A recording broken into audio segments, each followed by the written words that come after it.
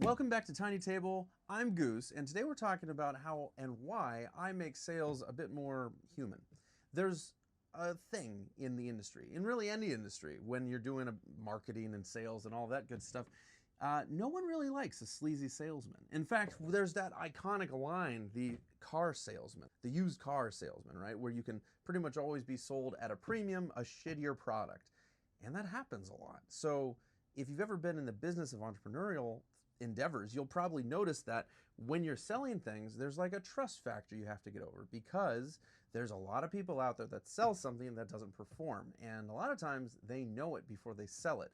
So in order to get around all of that stuff, especially if what you have is quality or good, or you actually intend on making it better over time, well, then this is for you, because making something a bit more authentic, raw, and human can actually improve your business in the long term, and that's what I'm going to explore right now with you.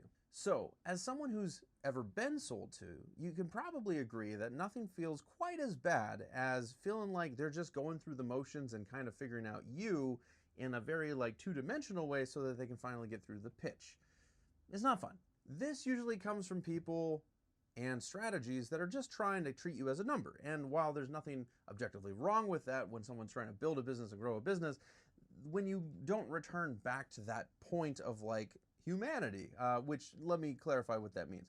When the true point of like trying to understand who the person is, what their needs are, and what the problem is you're trying to solve, and if you can actually solve that problem with this thing, the service or product that you already have, that is when you're actually identifying that this person is someone who would be well served to be your client and that you would actually be able to address that, which also means that there's a chance that that person might not be best suited for you. And you have to be willing to accept that. Now, you as a salesman, these are good things to keep in mind, but if someone is selling to you, I mean, it's pretty easy to answer these questions without even imagining it very far. If someone's just going through and racing to try and sell you the thing, it's probably going to be a little bit awkward, even if the product is kind of what you need. You know what I mean? So a much better way of going about it is to treat sales like relationship management, or more specifically, like friends and people. How would you treat someone that you cared about, even if you knew you had to exchange value in some way? How would you treat them in that process? Well, you'd probably actually try and ask them questions to figure out if you're well suited to serve that issue that they have. You would also probably take your time with it, because making sure that they're comfortable with the value transaction is probably going to be as much, if not more important than actually doing the job itself. Now, there's many times in my life with all kinds of different offers that I've had as I've grown to be a creative that had to learn how to do business. You make a lot of errors along the way. And my biggest issue usually was that I would see clear as day, especially because I had access, like my network has always been my strength. And so if I felt like I could solve the problem, I would kind of beeline past the first thing. Was I sales broy? No, I don't think so. But it wasn't friendly, not in the way that it probably should have been, where my enthusiasm actually got in my way of being able to make the sale because I wasn't trying to understand them in a really deep, intimate way. So even if what I had to sell them was exactly what they needed, they didn't receive it in a way that was like, I think this guy cares. And that resulted in no sale, and a lot of times a little bit of a fallen relationship. And those kinds of things could always be averted when you just actually take the time to care. There's always, maybe even if it's a small chance, that what you have to sell may not be what they need. At least maybe they can find it somewhere better. So you have to really weigh here, are you best suited for this? Is your number one objective to solve problems, or is it to make money? Because sometimes one of those options will take you down a path of long-term problems, while the other one ensures that on the long term you actually are growing at a velocity that isn't going to be inhibited by little white lies and dodging questions that should actually be asked. Hope that makes sense. Now, of course, on the flip side of all of this, which may also be relevant here, is you want to make sure that you are selling at some point. A lot of my beginner friends and clients over the years have been people that know how to do everything, create leads, get them into funnels, and then never pitch them, never actually push so far as to get a yes or a no. They'll get the first objection and be like, okay, well, yeah, go ahead and think about that, and then I'll see you never. Regardless of price, sometimes a low ticket price, not even a high ticket price, doesn't sell, which is interesting because a lot of times bullshit flies off of shelves just because the sales and the marketing process are so good. So you really have to understand that what is the difference between someone that's sold and someone that isn't? Well, there's a lot of care and questioning that happens there, certainly, but also there is a conviction behind what you're selling, hopefully on good moral standing, that what you have will solve what the issue is that they're trying to solve. And being able to communicate that while not being so fast and so eager that you skip the first part, the dining before the date, right? Like the wooing part, the, hey, I give a shit about you. Whereas on the other hand, like I was mentioning, there's always the part that we have to go through where you don't make the hard pitch. You don't give room for the hard yes or no, like literally the word yes or the word no. And those are the things that you have to sort of navigate. You can't push too little and you can't push too much. And it's kind of this balancing act. But once you get into the swing of it, it does make it much easier to do. And usually that's just volume, that's repetition in order to make yourself a good salesperson, which is no big surprise there. So how do we make this happen for you? How do you go into a sales call and make sure that you're not selling too little and you're not selling too much? And especially leaning on the not selling too much part.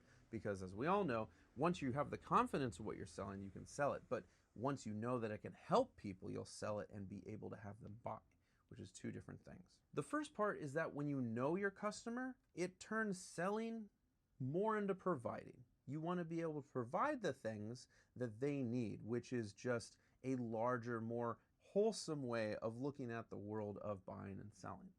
Two, if you can maintain that kind of relationship and not just make it for the doorway, what you're actually doing is pumping the gas on LTV, your lifetime value, which is really significant. In fact, it's overlooked a lot because there's a lot of sexiness in getting new leads. But when you have people that are in your program and system, the ability to keep them for extended periods of time, and often in every single case, can mean that the business grows significantly faster with the people you already have and the relationships you're maintaining rather than getting more people at brand new expense.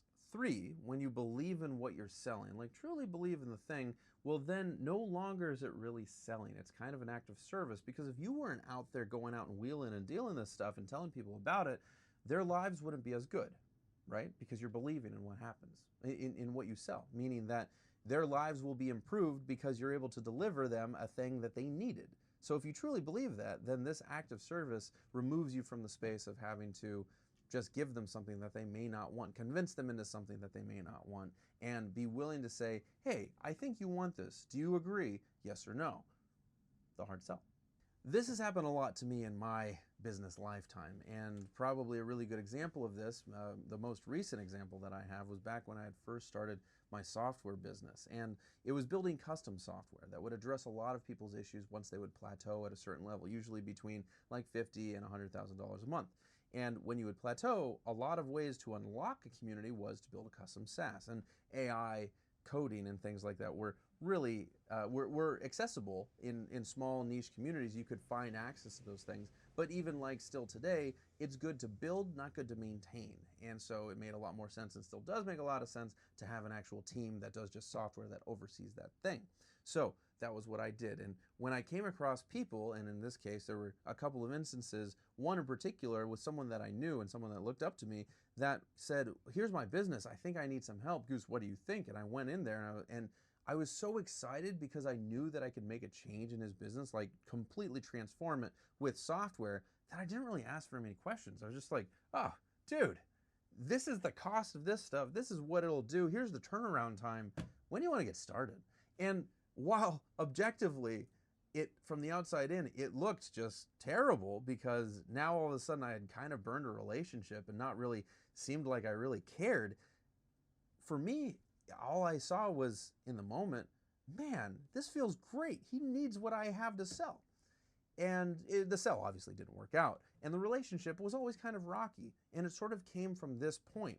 My lesson from that was exactly what I was saying, which is that even though I had what they needed, I didn't go through the first few steps, the sort of the messages, the date before the engagement, right? There's a whole step beforehand where you're really just, even if you truly know that what you have to offer is going to be their answer, being able to make them feel, to care about the person more than you care about the sale, becomes the true showcase of if people feel like they can trust you in those moments.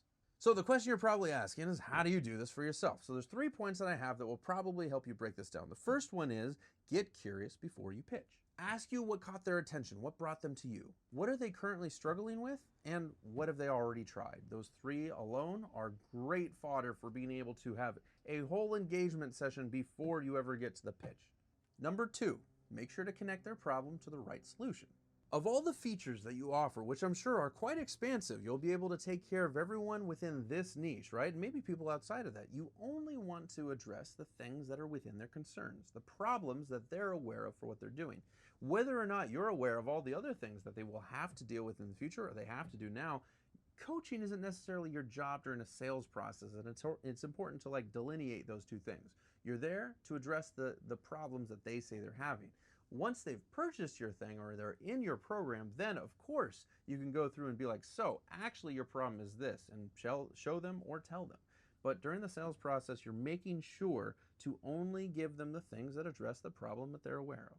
And 3, I mentioned this before, but it's important to note again, you need to care more about the person than trying to close the sale.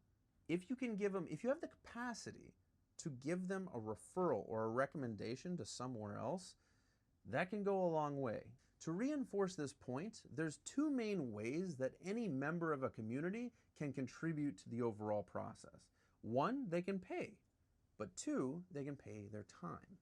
And not everyone needs to pay you in money. In fact, if they just do that, then you're kind of sort of kneecapping yourself from a lot of what could happen.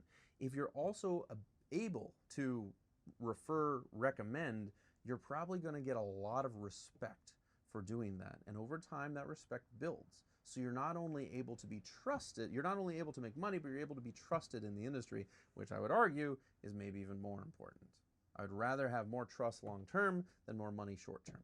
So all of this can be summarized in the final point. The reason why I make sales more human is because people don't want to be closed. They just want to be understood, just like you and me. Okay, have fun, my friends. Bye-bye.